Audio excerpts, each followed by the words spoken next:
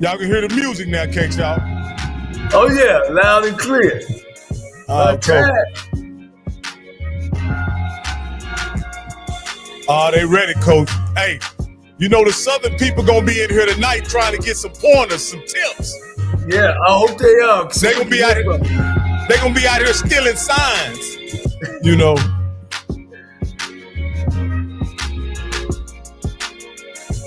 Hey man, it's gonna be a few people. I talked to my sister today, Southern alumni. She said she's gonna be in the building.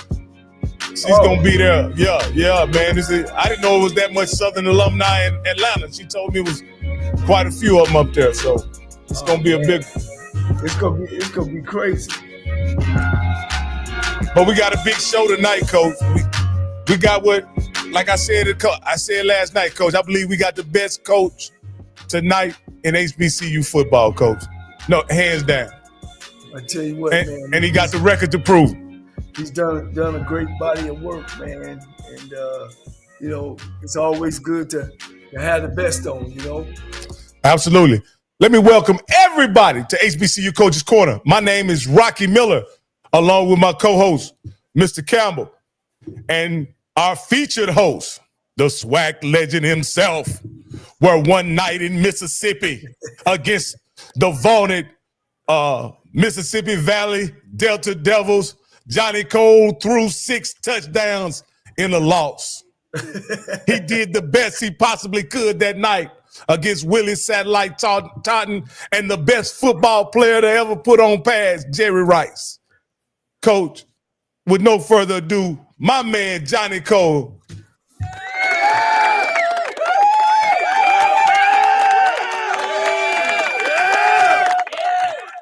Coach, did you ever, how long did it take you to get over that loss, Coach, where you threw 6 and lost, Coach? Well, man, I still think about it. I ain't no big guy on no moral victory.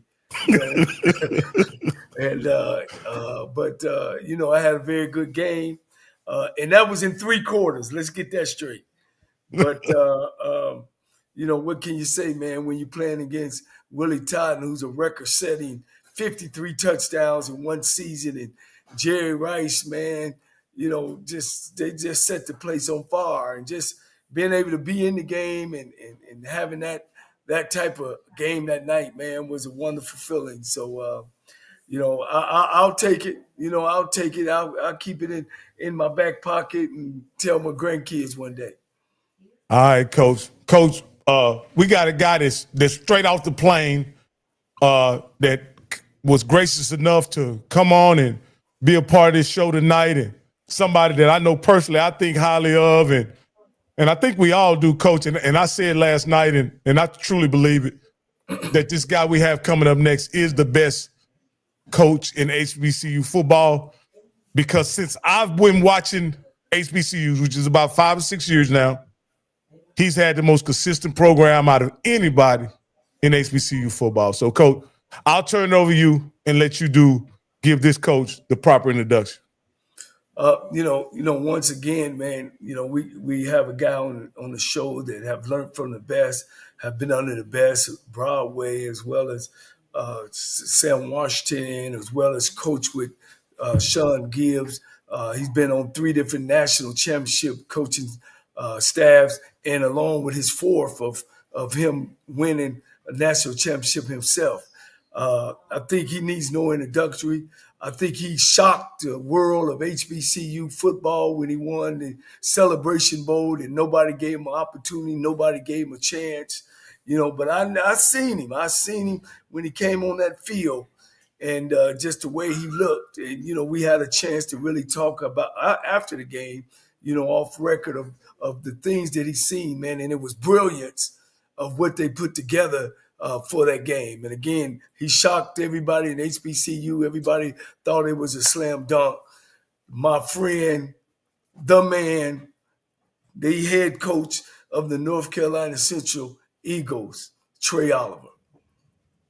What's up, fellas? What's happening? I appreciate the intro. I appreciate the intro. That was great, guys. But Rocky, I gotta say, man, we didn't get off the plane, bro. We just drove about 8 hours through some rain. No way. It was a rough trip down here, but We made it. Been in the hotel about 15 minutes now. So, Coach tired.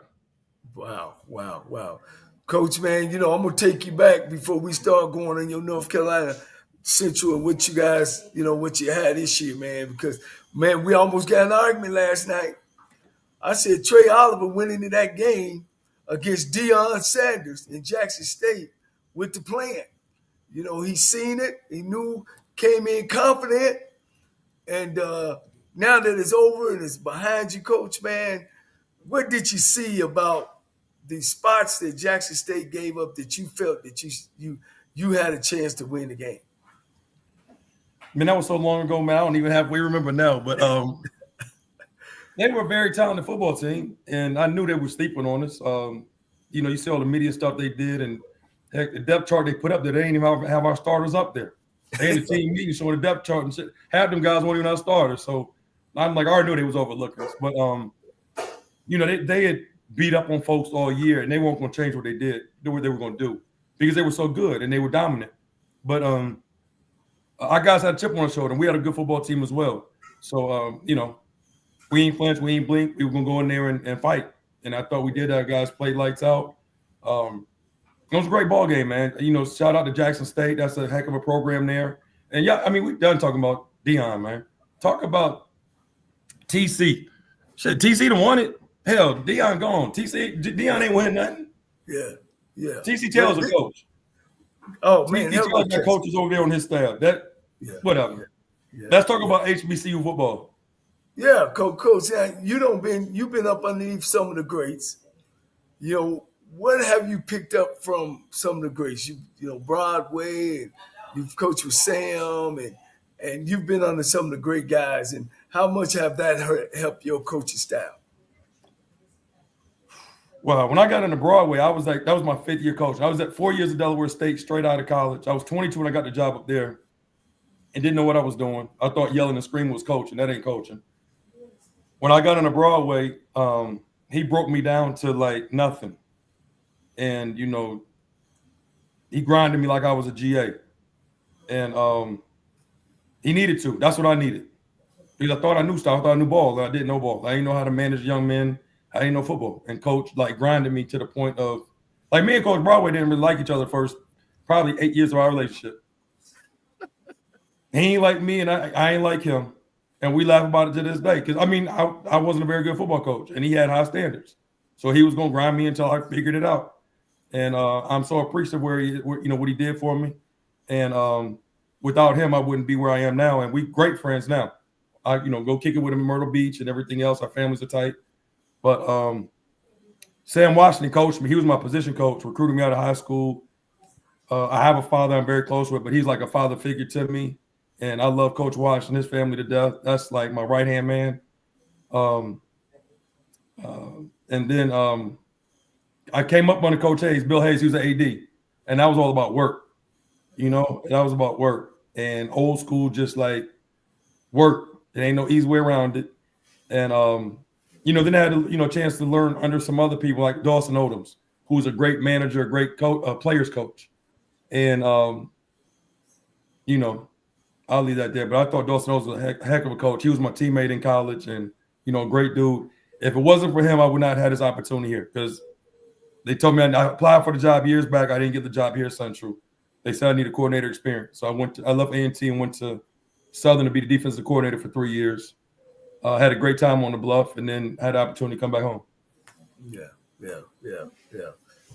And when you sit back and think about your career, and think about what you had to go through to get the knowledge, the know-how to be able to run a program, and a lot of people think, oh, well, you can just hire a head coach or a guy and put him in a head coaching position when he don't have the background. How important do you think that is? Of course, now we're getting all these pro guys just coming straight off the field into these head coaching positions. Where you set with that?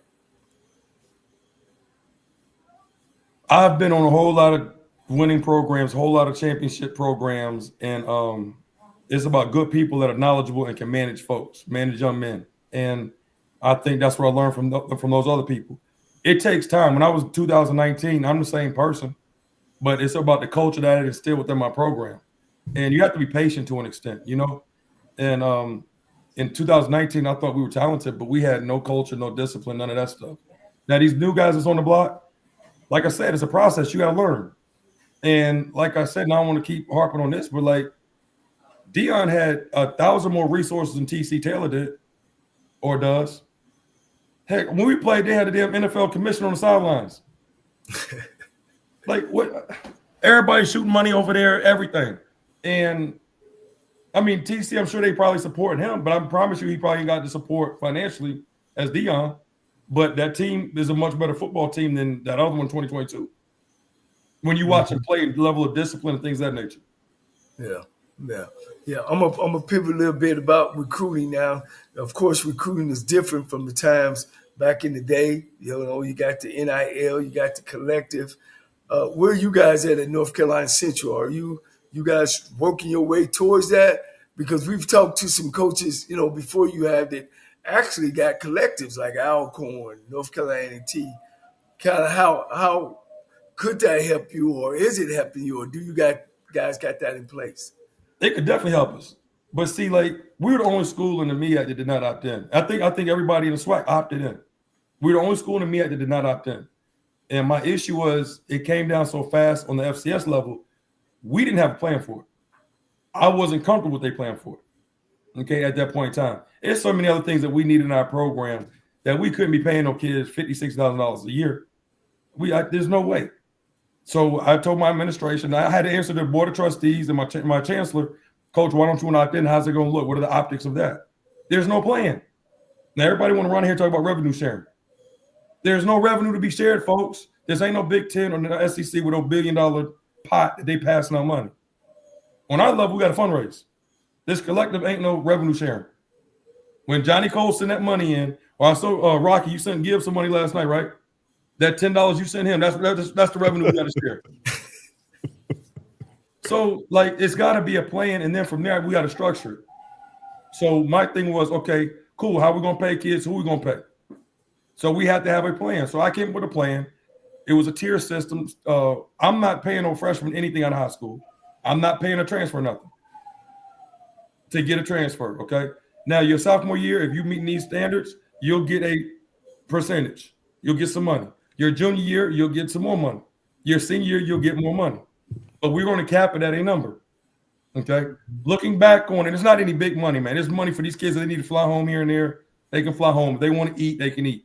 But they ain't going to be buying no scat packs and get no Johnnie. No Maseratis, Coach? No, we ain't having all that, man. But so like looking back at it, I presented to the board of trustees. If we would have had this plan in place last year, Johnnie, you out in the woods, man. What's that howling? Man, they having a sandstorm here. That's what that is. In Arizona, yeah. It just okay. come through and leave. Some weird sounds, Johnnie. No, you need to come back down south, Johnnie. You better run, man. They ain't got them sounds in Alabama. But no, going back to it, if the thing that we had, the template I had in place, if we would have done that and paid the young men out, it'd probably been about $300,000 this past season. So now going forward, I know what the plan. I need roughly $300,000 as a starter to get this thing moving. But like I said, we didn't have a plan in place, and I won't jumping out there. I'm gonna pay such and such player A $50,000. Nobody else get any money, and now the locker room is gonna be beef, and it's gonna tear the team apart. We the only people that don't have a collective right now. But let's play. Let's go on the field right now. Put the ball down. Now, Coach, not having that and not signing that, does that mean you still on the old? I can only bring in 30 players. Or are you also can bring in 105 and give 105 money? Nah, that's them. They can pay 105 and have 105 on the roster. My roster is unlimited because I did not opt in. So I can have as many people I want to my team. So come October, when all them injuries hit, we're going to see how they do offense and defensive scout team. Like, this ain't the NFL, man. You can't be bringing people off waivers and all this other stuff mid-season when guys get hurt. So when October, November, when they have these scout teams, it's going to be hard to service each other when you usually have about 25, 30 guys out at the end of the season. So I don't know if everybody thought about that. You know, I ain't that very smart. I'm not very bright. So So Coach, can you then tell us what is the advantage of signing that bill? Well, obviously, you can have an opportunity to pay guys. And I want to be able to do that with a plan. We'll do it next year. I'll have a plan how to manage a roster with 105 players. I'll have a plan to how I'm going to play and how I'm going to distribute the money and keep folks. They'll understand the plan and how we're going to do it. So it's not going to be people just growing up in the program. We'll do it next year. But I don't do anything without a plan. So you telling me that, what am I saying? I'm broke. Well, I got some nickels. Instead of building up and giving me some dollars, some $100,000, I'm going to go and give my nickels away, and I'm going to keep starving my program or keep trying to build that. Is that what I'm hearing? I kind of missed that analogy. Help me out with that one again. Meaning we ain't got no money. You know, every year I know for a fact that the school fronts the money up front until the end of the year. And then, of course, everything go to general funds. Right. So every year you starting back at zero. So I'm trying to say how is a HBCU school is going to start off saying we got collectives unless they got some, guy that got some real money to start that off. Is that what I'm hearing? I'm hearing you loud and clear, man. I can't see with my program if you got lights out in the building, okay, and you ain't got no lawnmower, your grass ain't cut because the lawnmower broke. You need to get your lawnmower fixed and get them new light bulbs before you start talking about collectives and paying these people. I'm trying to get my facilities right. I got a ways to go to get my facilities right. We don't have very good facilities. So, Coach, I've been at Grambling, I've been at Southern. I know what their stuff looks like. Okay, it's better than ours. Right. But I don't need that. I'm looking for football players. And when I had kids come to my office, and the first thing they sat down and said, "Coach, how much y'all paying?" We not paying, and I'm good. And I was done recruiting them. Like it's like you meet a woman. The first time y'all go on a date, the first thing she gonna ask you about some money. I'm not dealing with her. Right. So I want football players, dude. I love the game, and it's a million of them out there. You ain't got to chase these boys around about no bag. You ain't got to chase these transfers around without no bag. You look at my roster. My best players are high school football players. Right. Davius Richard, Walker Harris, Max Urin. Max Urin's a walk-on. I mean, like Thomas Johnson, Wisdom Sims. The list goes on. Jamari Taylor was a walk-on and ended up getting a $400,000 NIL to UVA. We sent 10 kids to the NFL roster since I've been here. So it's like you can find the kids without paying them. Right. Now I'm gonna let y'all boys in the SWAC and these other schools fight about who's gonna pay the most. I'm gonna sit back in the cut and make sure my grass cut and my light bulbs work. Hey, Coach, well, let me and listen, and if you can't answer this, I will totally understand it. But this is more of an understanding question. Yeah. I respect what you're saying. So the SWAC commissioner, and I know this for a fact, made a presentation to all the ADs of why everybody should opt in. And every team did. So did the MEAC commissioner do the same thing? I know they collaborated. So did the MEAC commissioner come to your conference and say, this is why we all should opt in? This is the benefit? Or, and again, and I'm not trying to be messy. I'm just trying to get understanding because you are a very prominent coach. And so, and again, was it something that you, like you said, I understand, I respect what you're saying, but just for us, one size doesn't fit all. Because I kind of want to understand that. And let me tell you, I'm going to keep it 100 with you, okay? Some of those conversations, the coaches aren't in. And, well, at least I was not in within the commissioner. I'm sure we talked, and she talked to the chancellors, okay? So that's why when I guess it was presented and everybody decided to opt in, I had to go sit down with my chancellor and the board of trustees and lay out why I did not think it was good for us to opt in. Okay. And apparently my board of trustees and my chancellor kind of agree with me. Like, how am I going to pay a kid when I got my stadium don't look as good as half the stadiums in the SWAC? That don't make sense to me. That makes sense to me. Yeah, no, and I appreciate it because that was one of the things that for us lay people, right, that we see these things and somebody is like, Coach, you see what I got in the back right here. It's always about this. It's always about this. And we're going to talk about that when I get to my round of questions. But I'm glad that you said that because, and again, I think everybody is in a situation there. So I want to be clear that this is not a right or wrong answer. Coach is not saying that y'all are all wrong for opting in. He's saying for us, for North Carolina Central was not, because I don't want you to get misquoted either, you know? Let me say this, I'm going to let you finish. the commissioner in SWAC is much smarter than I am. Okay, the commissioner of my conference is much smarter than me. All these chancellors and presidents, they much smarter than me. All I know is my program, okay, and what we need for our program. So I'm not knocking anybody, and everybody got to run their own race. And this is very similar to my take on the transfer portal. Everybody jumped in the transfer portal. I said I'm gonna look with that. I've been saying that for the last 3 years. But go ahead. I'm sorry. I didn't mean to cut you off. Well, no, you didn't cut off. No, Coach, I'm good with it because you've answered the question. So there's no need to ask anything. I appreciate your clarification because I think this is such a big thing for HBCUs, and we're hearing this. And again, like Coach saying, what a lot of people are getting misinformation, right? You get the 105. You just told us, hey, I can go unlimited because I'm not beholden to the 105. That's going to work for me because I know how to work walk-ons. So that's another thing too that I think a lot of people, because Coach, and you know this, you got a lot of people on these YouTube channels that have never coached. That's why I don't watch them not because of y'all, because they all got some idiots that be calling and don't know nothing, man. So I don't even read the chats. I don't read the comments. It's foolishness. So y'all get the Monday morning quarterbacks a microphone. So I can't listen to it. I don't want to read nothing about it. Well, that's what's great about HBCU Coaches Corner. We bring facts on here. We don't just be talking. So, Coach, thank you for clearing that up. I'll let Coach Cole get back in it. But that was really important. I know a lot of people are going to want me to ask that question.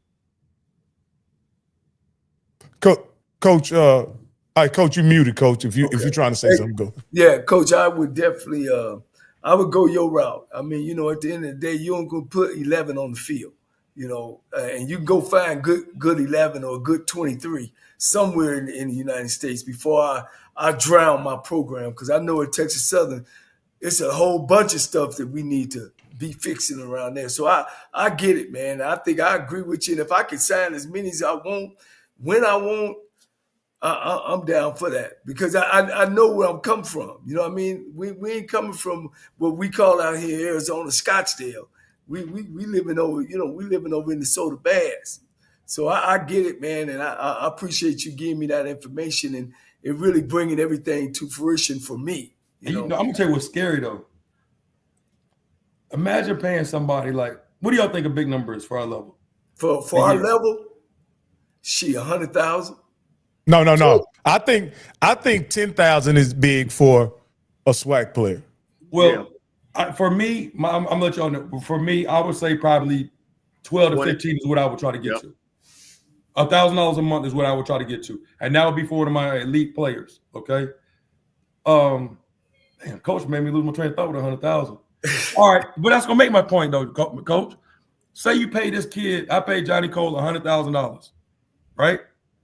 And in preseason camp, Johnnie Cole tears knee up. Oh my God. Yeah. What's gonna happen then? I done lost 100,000 on Johnnie Cole. Yeah. Johnnie Cole got to go. You better tape it up like old school. Put some Coach, some red clay and some vinegar on that thing. Coach, I did watch a replay of the SWAC commissioner's presentation, or a presentation. I don't know if it was the one. Go ahead. And one of the things that I had an issue with is that each school starts out $300,000 behind because they have to send that money to the NCAA, right? Right. I'm just going to ask you. Well, you guys don't have to send the NCAA anything, do you? We do. Everybody does. If I'm not mistaken. To be in the NCAA. Everybody has to send that money out. We do as well. Yes. Okay. Now, okay. I would like to see that because I could learn something off of watching that. I ain't gonna say I'm not gonna be ignorant and say I know everything and whatever. I might learn something off of his deal. So I would love to be able to listen to that. His rationale was that as the commissioner of the SWAC, he was going to assist the schools in paying or subsidizing that payment that they have to make. Am I correct, Mr. Campbell? Did you understand it that same way? That through their revenue streams, right, that the SWAC has, he was going to help them collect, earn, and then pay that money on behalf of the schools. So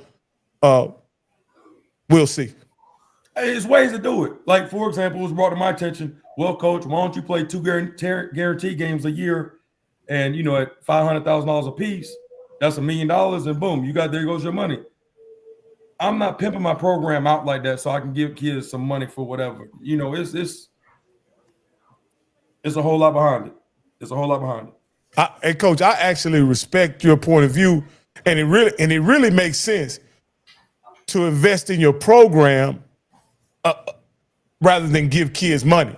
Because I think investing in your program has it creates a better program. It creates a better experience for all the kids at your school, not just the guy you give, $5,000, $10,000 a month. Let me ask this question. Why them schools are paying these people, they're not winning? Why is that? Everybody can't win, Coach. Everybody can't win, Coach. My kids get cost of attendance, so they do get some money. But, like, they shooting all this money out here, like, why are we winning? And now I don't know who that is, and I'm not calling a school out. I'm just saying in general. If you paying them and you ain't winning, I'm talking to you, whoever that is. So, Coach, you got a problem with Texas Tech with their $25 million roster, and they don't win the Big 12. That's a problem. He need to go. They need to hire Trei Oliver, and then we ain't got to pay him that much. Wait a minute. Now, Coach, Coach, don't have no folks that Central being mad at us because you don't pull the Dion because them folks at Texas Tech see what kind of coach you are, and they take you down to Lubbock now. No, I told Colorado could get me for half price, and ain't nobody from Colorado called me, so I ain't even worried about it. Texas Tech ain't calling Trei. Texas Tech's not calling me, man.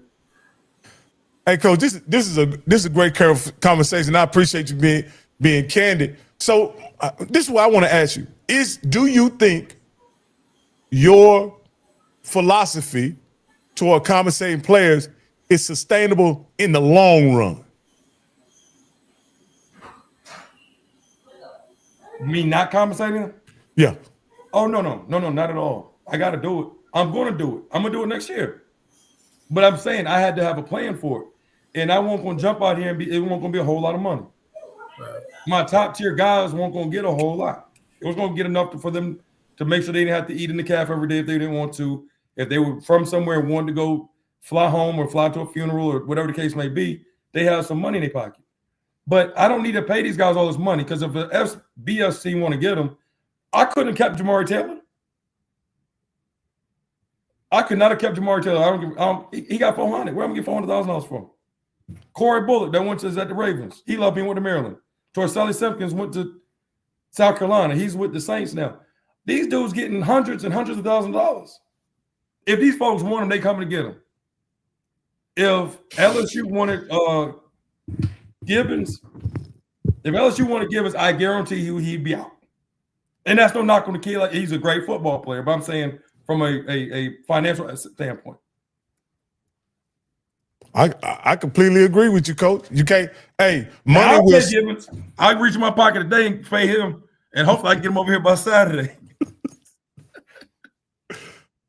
Hey, I don't think Coach Gray's gonna go for that. He go empty out his pockets too. So y'all gonna have a bid war right there in the middle of the field, Coach. Yeah, I can't. You know, Coach, you make such a great statement because when you look back at HBCUs, and I always tell these guys, either we got the money there and they not putting it in our football or athletic program, or we don't have the money. I've been on 11 teams where, man, you went from 3 buses to 2 buses to maybe 1 bus. Then all of a sudden I've been on teams. I've been on teams when you win. Then all of a sudden, they get you a new jacket, and then you win, and they put you in a bigger hotel. It's like money comes then when you win. I can feel him on that, Coach. You go on 11, you might be walking to a game next year, Coach. Yes. If we go on 11, I can understand if we got to take go-karts or kicking goes to the game. I'll do that. Coach. So now, here we come with these collectives. Man, where they gonna get the money from? I don't know. And then, this is like the problem. I can understand Texas, like they got the old oil money or like IBM folks and all this other stuff. But like when you got working class people that's making decent money, whatever that might be, 80,000, 100,000, it's hard for me to see them giving $20,000. Right. And it's hard for them to see this kid pull up in whatever kind of car he is, whatever type of jewelry he has on, $500 sneakers. You know what I'm saying? I'm working paycheck to paycheck. It's hard for me to support that, I think, as a working class person. Right. Now, if you tell me, Trei Oliver, I need help building this stadium, or we need help with scholarships, and we need help with this type of stuff, I think the alumni will support them type efforts. But when you talk about, man, put the money in the pot and we're just going to pay these kids, it's hard for me to I don't know, man. I don't know. It may be. Now, you know that you hear that the SEC is thinking about moving out of the NCAA in year 2028, because why stay in when now everybody can pay everybody, you know what I mean, and they can keep up with 24 hours, towards your degree. Sometimes I think about HBCUs. Can we get together and move away and have our own like we used to back in the day, and put together a major TV package there where we could get some money from the conference, a TV pack of major people, and I know it'll take some work, but the way things going, man, the way things going, because I think that could possibly work, but you got to have a straight up business person, and you got to have a leader that can that can visualize that, and then somebody that can make it come to fruition.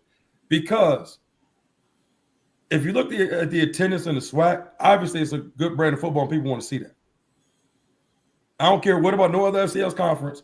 The SWAC is going to have people show up for them games. So if somebody's watching them. Right. I can't even say that about the MEAC, but easy, Rocky. Because if you want to watch the championship games, you watch MEAC play, right? Easy, player. That's where I was going now. Y'all got us in attendance. But we're gonna leave that one alone because I got a big game coming up. I don't want to run. Y'all trying to get me for some bulletin board material. Y'all ain't gonna get me tonight. No. No, you never do any bulletin board. Not Trei Oliver. Look, he moving in that chair like he be going up and down that damn field. With I got water. It's all natural, baby. I ain't. I'm talking about when you going. That's just in you. You got that in you. But I'm saying, back to your deal, man, I think we got a great brand. And if you had, for example, a big money person behind it, a Tyler Perry or somebody like that, and a vision, I think it could work because we definitely can't keep up with what's going on now. Man, we one of the biggest people or race that buy all kind of stuff, man. And like you just said, if we had those type of people up top that had that vision, ain't no way we can't get no $500 million TV package. You know what I'm saying? I mean, we sell games out. People come. We got pageantry around. Our bands are second to none. I just think it can happen. I think we can stand on our own, and I think we can move in that direction. Because right now, we're trying to keep up with somebody else's rules. They got old money. You know what I'm saying? Right. They got endowments, $50 or $60 million endowments, Coach. We can't handle it. Well, here's my issue, man. I'm gonna say this. I always felt like it was something funny business. I grew up in Texas. I've been going to college games ever since I was a kid, and I always saw all those people sitting in those stands watching those guys play, and they couldn't get a sandwich, hamburger, a pizza, or anything. I always thought there was some perverted about that, even as a kid. Yep. And now that they are able to pay players, here's what I think is perverted: that HBCUs have to contribute to the injustice that was done to players by the NCAA. When, to be perfectly honest with you, Trei, Coach Oliver, the history is that the NCAA came in and ravaged our community for the best players once they were able to attend those colleges that ultimately would benefit from those large crowds, those large fan bases, those championships, those trophies, those TV deals. It was never us, it was never HBCUs. So why should HBCUs have to contribute to this this lawsuit or this settlement? That was all. But I mean, you know what it is. You know what it is. When they, first they said, like you said, we couldn't go to school. We couldn't go across the railroad tracks, right? Now they let us go across the railroad tracks and won't let us come back because they keeping us over there with the money. They taking our brightest, our top players, but look what's going on in DC, man. It ain't hard to figure out. Like you say, it's been perverted a long time. Yeah. Absolutely, Coach. But you got a big game in less than 48 hours, Coach. Yeah, let's pivot into man. You got them Jaguars down there, Coach. And Coach, it seems like everybody attacked at your coaching staff. So let's start off with who. Damn, you had. Hey, Coach, I tell you, Coach Gibbs gave the ones he stole from you big props. So how was you able to replace these great coaches that he actually? I ain't gonna say stole, took. I don't know. Stole, you got to right. Say stole. I like that word. Gibbs is a thief. hey, Coach. Wait, one thing with these coaches though, but the ones that came to FAMU just elevated. That's what happened with them, right, Coach? They just kind of elevated. What you mean? Okay. Okay. I mean, we got a couple coaches from your staff too down at FAMU. We played them too. Watch this. We played them too. Oh, okay. We going to Tallahassee at their place. We gonna pull up in Tallahassee. You pull up, Coach. Okay. We pulling up. Let go. You go ahead with your thing. Let me get back around. Go ahead. All right, you gonna get me started. Hey, that's what we here for. I'm good, man. Hey, look, I was a made man before them coaches got on my staff. I'm still a made man, okay? Understand that. It's all about the culture, baby. I got one dude on my staff that's been here from day one. That's my strength coach. I'm dead serious. My strength coach is the only person that's been with me from day one. I lose coaches every year. I lost 5 coaches this year, and I just lost my chaplain. He moved out to Houston to start a church.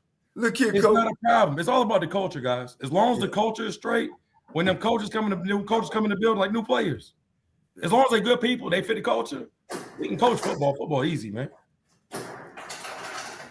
You pull it off this year, Coach. I'm naming you. I'm putting you on the same level as Nick Saban, Coach. It don't matter who come in there. It's the system. It is, but don't do Nick Saban. Do like Eddie Robb. Okay, Eddie Robinson. But Eddie didn't lose none of his coaches. Coach's son. Give me somebody, man. Coach, they was together for Willie years. Jeffries. Give me Willie Jeffries. I'll take Willie. Okay, back in the day, Coach, them coaches stayed with each other for years. Nobody left. Did Markham leave? They was breaking so many rules, jacking them brown paper bags so they couldn't leave. Yeah.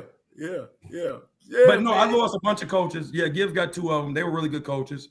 I lost 2 to FAM, but I got some really good ones that came in here though. You can't name them? Yeah, I ain't got no secret. Yeah, that's what you I can tell you like T. Graves. I can tell you who my starting quarterback is. We don't know after the first play anyway. But Tim Cross, he was on Mac Brown's staff for 8 years. Tim Cross was at Carolina with Mac Brown. Mac Brown got let go. His daughter's in high school. He didn't want to leave this area, so I got him on as my D-line coach. Unbelievable coach. Unbelievable. Offensive line coach, great dude. Coach Mack, he came from Coastal Carolina. He was at Southern with Barry for a second, went to Benedict for a second. McAnder Diodone, Haitian brother. I'm still working on that last name, Diodone. Running back coach, Charles Bankins. His last job was at A&T, but he had been at Maryland, he had been at Vanderbilt, been in the NFL. So he's my special teams coordinator and running back coach. Who else did I bring on? I brought Michael Sewell back. He was my GA. He left me and went to the University of Miami as an analyst, and I got him back on staff.